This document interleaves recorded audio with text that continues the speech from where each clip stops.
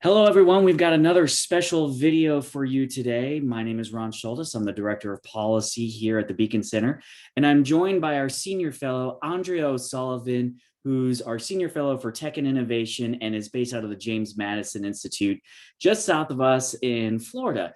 Andrea, thanks for joining me today. Good morning to you. Yeah, likewise. So glad to be here. Absolutely. So I think this is, a couple of interviews you've done with me now. I think we're gonna have to come up with some kind of like series name. I don't know, maybe like policy power hour or Right. perspectives on policy. I'll have to think of something clever for the future. But I wanted to bring you on today to talk about a subject that is a little touchy and gets the people riled up here. But we're going to talk about deplatforming. So you recently wrote a primer, a brief. I have it here. I've marked it up. It's all highlighted everywhere. Just fantastic. And so I wanted to bring you on to talk a little bit about that. So, but first, before we kind of dive deep into it, I want to hear like what made you want to write this? What was the reasoning behind this? Sure. So first of all, I mean, as you kind of mentioned, deplatforming is very touchy. It's very big. It seems that everything in life has been politicized. So it's perhaps no surprise that the channels by which we all communicate and get information, these same kinds of power fights would be there as well. And I feel like there's a gap to be filled, right? So on the one hand, you have folks who are upset with the power of big tech, and they're putting forward these policy proposals, right? And people who are in tech policy, they look specifically at the proposals and they say, this is why it's bad, A, B, C, D, without really engaging with the kind of source of the critiques that motivated those policies. So I think the conversation is incomplete. It's one thing to say this policy has these bad outcomes. It's another thing to say, how do we address the problem in a way that would work? So that's kind of the motivation behind this study. Yeah, absolutely. And so just to kind of step back a little bit here, we often hear that technology makes us freer, right? And overall, I certainly believe that is the case. But you pointed out there can be a double-edged sword aspect to it that has caused some of these problems, which I found really profound. I was wondering if you could talk about how, this increase in the efficiency of technology, particularly when it comes to private platforms, can cause problems. Sure. So I think the theme of the paper here is kind of mechanism design and implications, right? So this is a great place to start off, just like technology and society broadly. So I generally agree with the idea that technology makes us freer in that it gives us more opportunities, right? It undoubtedly has given us a ton of growth, right? The economic association between innovation and economic growth is very strong. The challenge is like, where do we find those new sources of growth? Yeah. But it doesn't necessarily follow that you have more freedom from government. So let's look at a historical example. The mail, snail mail, right? We think that is kind of antiquated now, but at one point that was technology, right? You had it's in the Constitution actually. The post office is a federal office, and this provided a way for people to be able to send information in ways they might not have before. Before you might have to like physically travel somewhere and tell somebody something. Right. So that was a great technology that allowed for more communication, perhaps more economic growth if you're able to, start new businesses, et cetera, communicate in that regard. Well, that also creates a point by which the government can read communications. Okay, and if you look at the Fourth Amendment, that's trying to address that problem of government, surveillance on that technology of that day. But it was written in a way that addressed their context. It talks about like physical belongings, right? Like literally you need a warrant before you go into somebody's house. Well, as you have more technology, it makes communication easier for people and growth easier for individuals. And it also makes that kind of surveillance and that kind of privacy concern easier. It might make it easier. I mean, I've been talking about surveillance, but like it makes, if you're growing more and you have a centralized source of growth, right? You have a factory that produces a certain number of widgets, it's easier to tax, right? And as it becomes easier to tax, government has more resources and therefore more power. So the link between technology and freedom is quite complicated, and there's many different levels that you can look at it. And as we have these new technologies, we're finding that we need to update our protections, at least on the government level. So with the development of the Morse code, the telegram, Dots and dashes. Exactly, the dots and dashes. You have then case law updating. How do we apply the Constitution to this new technology? With the development of the telephone, you then have the ability to wiretap. And then, of course, we have the internet today. So again, you can look at how can we constrain government, right? And we have to trust that they're going to do that, and that government courts are going to actually constrain government activities. But the fact that you have these private entities with this, information, with these resources, that's always going to at least create the incentive that government can do that. And we also look at the incentives of private groups that might want to collaborate either for, defensive reasons, like they don't want to be banned, they don't want to be like, punished, or perhaps collaborators, perhaps they agree with the ends of the government and they would freely share it. So in that kind of context, the question of warrants are irrelevant. It's more a question of terms of service, right? So that's more of like a consumer protection angle. Right. So yeah, that is a backdrop to my thoughts on this. And if anyone's interested in a really kind of granular treatment, I would recommend a paper by Tyler Cowan, my former colleague at the Mercatus Center. Does technology drive the growth of government? It's a very interesting historical and theoretical question. Gotcha. And so then you kind of alluded to, then you can have these private entities, right, that can work with them. And that's where I want to kind of shift focus here. So we've seen this issue of deplatforming individuals. We've seen all the big tech companies now go before Congress, I want to say, 20 times it seems like, and get, you've got conservatives saying that they silence free speech. You got the people on the left saying they don't do enough. And so we're starting to see this, particularly amongst freedom-minded folk, I'll just say generally, this issue of deplatforming. And I think a lot of that has to do with, as free market believers, right, we want to rely on private market solutions to some of these concerns and heartburn. But as you point out, platforms themselves now have become deplatformed, right? Most notably Parler, right? Which was not too long ago. And so it really weakens the whole build an alternative argument. And so in response to that, you mentioned these policies. Conservatives have looked to policy solutions to this concern that could be harmful in its worst, or at least maybe ineffective at the very least. And you point out in the paper that this isn't really a policy issue, but a technology issue. What is that technology issue that's really behind all of these problems? Yeah. So when it comes to online platforms, so the conversation about technology and the growth of government had to do with like centralizing production and communications, right? So if you have one central actor that is a vector by which most information and most perhaps money passes, that's obviously a target. So when you're talking about online platforms, that physicality isn't present. So there's no technological reason that you need to have it centralized.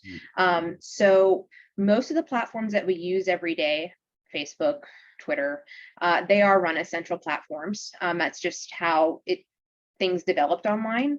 But it is technologically possible, and in fact, it currently exists, alternatives that do not have this central administrator, you can say, that controls what people are able to say on a platform, what people are able to see on a platform. And that's something that is just as important, but I really didn't talk about in the paper. So a lot of the conversation surrounds things like, oh, you banned this person, right? But these central administrators, in the way they're able to set content controls, can also determine what you see because they're promoting things, right? Sure. And so as private actors, I mean, what are these platforms? They were ways to sell ads, pardon me. So they have a vested interest in like getting really good at controlling what you are able to see based on what people are paying them. They're building on techniques that have been built, decades before in marketing. And they're very effective. They're paid to be effective. You can say, oh, well, in the case of they're showing me the best kind of couch that I could buy based on what I am interested in and what I've clicked on, that's not that big of a problem. And I tend to agree, right? Maybe you even like that. But as we've seen these platforms become more intertwined with politics and even states, there's concerning issues. So Facebook did a study where they were able to show people certain content and then track their moods. They have an interest in doing this because, oh, if I make somebody happy, they might be more likely to buy this product for my customer. Okay. But again, when you see the way that states look at power, that's very tantalizing. And how might that, affect their incentives to work with those platforms in that way. Gotcha. So yeah, I think there's a lot of different angles here, and I don't think it's a coincidence that some academics who have worked for governments in the past have applied the ideas called choice architecture, right? Looking at the techniques in marketing, looking at how they can change those to like induce the behavior they want. So that is just as relevant for public policy and like conservatives to consider. And again, it all goes back to the centralized model. So I want to talk about some of the alternatives. Facebook, right? If you decide you don't like how they're run, you can't quit Facebook and still talk to somebody on Facebook using another service, right? Right. It's their platform. They control the access and the information and everything. Right. You can think of it as walled garden, right? Is kind of the term. Well, think about email. There's not an email.com, right? Like a facebook.com that controls all the messages that everybody sends to each other. Rather, there is a protocol, several protocols, right? IMAP is one that anybody can build upon. So you can go to a company like Google, Gmail, and they manage their own system. And you can send email to somebody who has a Yahoo address. You can send email to somebody who has a private server. And so there's that exit option, right? So this is called the federated model. And it's everybody uses email. Everybody just kind of takes for granted that's how it works. But we could do that with social media as well. And in fact, there is a suite of applications called the Fediverse, right? The federated universe that does that with things like Twitter, with things like even YouTube, right? Videos. Then taking this logic to the extreme, you have a fully distributed network. So this is one where there is no like Gmail, there is no Yahoo. Everybody is a equal node in the network, and it's administrated on a peer-to-peer basis. So the best example of this that by now most people are aware of is Bitcoin. So in this network, rather than needing a bank in the middle to send transactions, you just connect to the network, everybody follows these rules, and the transactions are sent. So that's totally distributed, and there's no option for central control at all. Now, I don't want to oversell these networks. They are delicate, right? So Bitcoin was, decades in the making of people looking at cryptography and financial technology, and finally it was combined in this kind of like unicorn technology that finally worked, right? Sure. So they are difficult to build, and the incentive structures are delicate. But in the case of social media, they already exist, right? There's plenty of alternatives, and because the power is distributed, it's not centralized in a way that government can exploit it, or these administrators can go to government, right, and exploit it. It affords more computing freedom for individuals, which I think is what conservatives ultimately want. Absolutely. So there's a lot to unpack there. So, when you talked about the federated model, right? So just my brain goes to a sports analogy. You could tell me if this is right or wrong here. So you've talked about like email, how everyone uses the same protocol. They have to be able to interact with each other, but you have essentially different ways to interface with it, right? So let's say this is kind of in the news. I don't know if you're a college football fan, but you've got conference football realignment, right? So all the different schools play the same game, but if they don't like how their conference is doing, we're seeing they can move to a different conference, right? Like Oklahoma and Texas going to the SEC because they don't like how the Big 12 is doing things anymore. But it's still, they have to play the same game, right? It's still the same football rules. They're just changing who they interact and associate through to utilize or play this game. Is that fair? Am I going off base here? Yeah. I just learned a little bit more about college football now. The way you described it, I mean, that's exactly right. So you have the core rules, right? And everybody agrees to those, but then you can organize on top of that however you want, and that's voluntary, right? And the other thing about like federation that's nice is, let's say there's some crazy football team that's like super rude and like nobody likes to play against them because they're always running late or whatever. Well, the conferences can then say, no, we don't want you. Sure. Right. And what federation allows for too, if you have a really bad actor, you don't need to let them in your network, but you can't prevent them from using the rules. Gotcha. Okay, that makes a lot of sense. And then on the decentralized side, I think a great example of this, you obviously pointed out Bitcoin is perfectly decentralized. Certainly there's, issues, and I want to pick your brain about that next. But then we can compare that to when Facebook was talking about coming out with their own essentially digital currency, because as you said, Facebook is centralized. Congress was able to bring them forward and be like, don't you do this, because you've got one person who's running it. And so therefore you can essentially try and shut that one group down, right? That is exactly right. And that's exactly why I think Libra and then DM, you don't hear about it anymore because they're kind of like, just they've been embarrassed and they're like quietly closing up shop. But you're exactly right. If you wanted to shut down Bitcoin, you would have to go to each of the individual nodes around the country, or sorry, around the world, and bully them and threaten them and take them down. That's assuming you can even like locate them, because these people are generally quite privacy minded and conceal their identities as well as they can. So you're exactly right. By distributing power, it makes it that much harder for anybody to exploit it. Gotcha. Okay. So these decentralized or at least federated are the solution maybe to this centralization problem, right? But so they sound amazing. You kind of alluded to this, are there any downsides to this approach? So there's two major downsides. The first one, which is more prosaic, is they're not super accessible. And again, there is a reason for centralized networks. Like, it's not all just like, oh, I'm a shadowy cabal that want to control you. Like, no, they provide a lot of good services, right? Not everybody is technologically savvy enough to like manage their own email server. So yeah, it's great that Gmail provides that.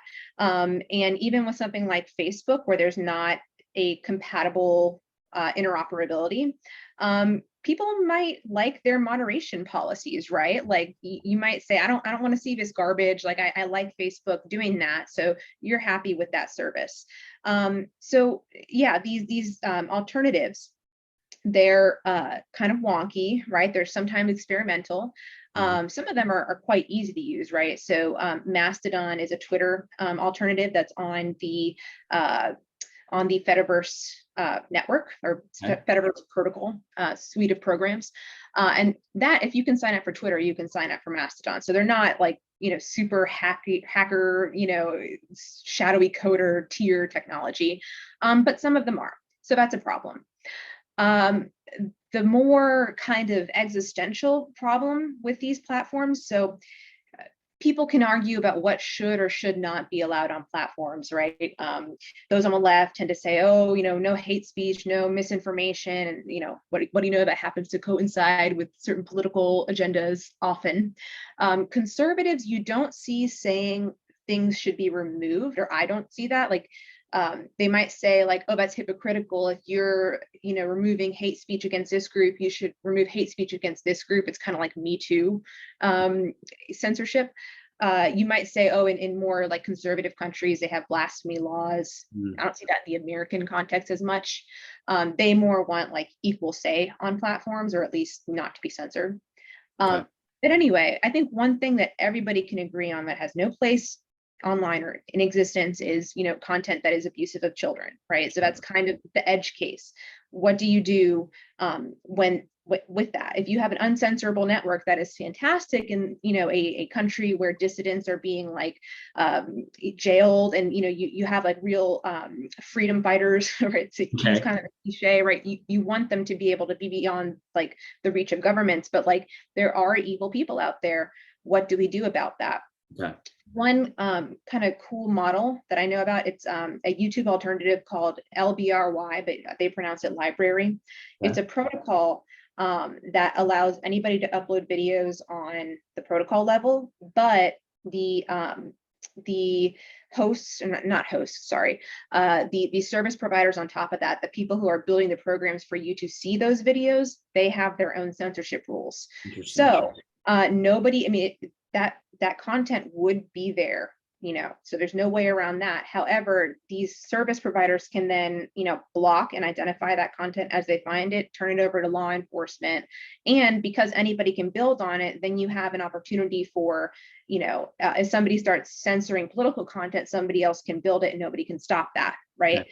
It's not perfect, because, somebody can go after the service provider then. But when we, again, mechanism design and options, like it seems to have better incentives than the centralized models. Gotcha. So my main lesson in this is I think Twitter is basically the worst thing ever to happen in human history, pretty much. I can't stand it. And so now I know that there's actual alternatives. So that you just made my day on that. So, okay, so let's wrap up here with, so you talked about for somebody who, maybe they're not as user friendly, right? And so, and especially scaling problems, I know you talked about that a little bit. But for somebody who really values security, privacy, fairness, these decentralized platforms or federated platforms are the way to go. For a state like Tennessee or your home state of Florida, our leaders are looking, our policymakers are looking to kind of solve this problem. And so if they're concerned about the powers of centralized platforms, what can they do to encourage the development of decentralized alternatives? What should they be doing? Sure. So policymakers are obviously going to have a bias towards doing something. Right. In the case of these technologies, it's tricky because you can always like give them money. That's something that a lot of governments, particularly in Europe, do to encryption communication technologies. Okay. They have their own issues with maybe the US spying on them. So in response, this is kind of a national security thing. They're giving a lot of money to projects like Matrix, right? Encrypted chat protocols. So that's one option. Another option is, they already fund university systems, so they could consider beefing up programs in that regard for people who are developing these technologies. In many ways, it is a public good that every citizen would benefit from having more options in technology that are not primarily for profit, because the incentives don't always align with users. So that's an option.